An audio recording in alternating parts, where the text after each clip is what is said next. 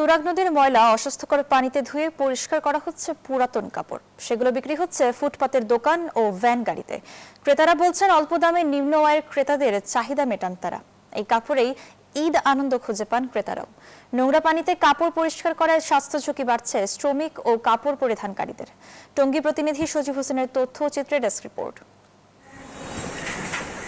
গাজীপুরের টঙ্গীর তুরাগ নদীতে ধোয়া হচ্ছে দেশের বিভিন্ন স্থান থেকে সংগ্রহ করা পুরাতন কাপড়। অস্বাস্থ্যকর দুর্গন্ধযুক্ত পানিতে ধুয়ে রং করে করা হয় ব্যবহার উপযোগী। এরপর সেগুলো বিক্রয়ের জন্য চলে যাচ্ছে ফুটপাতের বিভিন্ন দোকানে এবং ভ্যান গাড়িতে।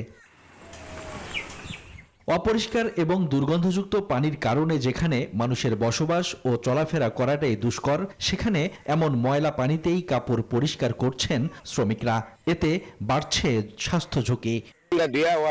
বাজারে গরিব মানুষ বাস কিনে নেয়, অল্প পয়সা পায়, রেট কম পায়, সংক্ষেপে কিনে নেয়, গায়ে বাজে না। কিন্তু মার্কেটে তো পারবো না, একটা 1200, 1500, 1800 টাকা দিয়ে কিনতে। একমাত্র স্মার্ট সিটি বসুন্ধরা, আধুনিকতায় এক ধাপ এগিয়ে।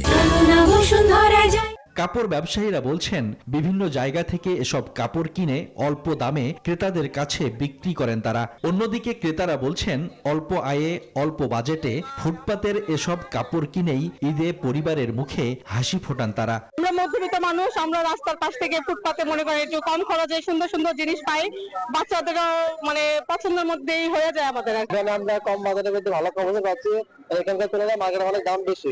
কমের ভিতরে ভালো জিনিস পাওয়া যায়। যেমন একটা প্যান্ট মার্কেটে কিনতে গেলে 1500 থেকে 1600 টাকা লাগে, আর একটু কম কিনতে গেলে 1000-1200 টাকা লাগে। আমাদের এখানে 4 থেকে 500 টাকা ভালো ভালো প্যান্ট বিক্রি হয়। যারা বড় বড় মার্কেটে যায় কিনে আনতে পারে না, এনে অল্প টাকায় পাওয়া যায়। কিছু আছে পুরান, কিছু নতুন, মিলে বিক্রি করি।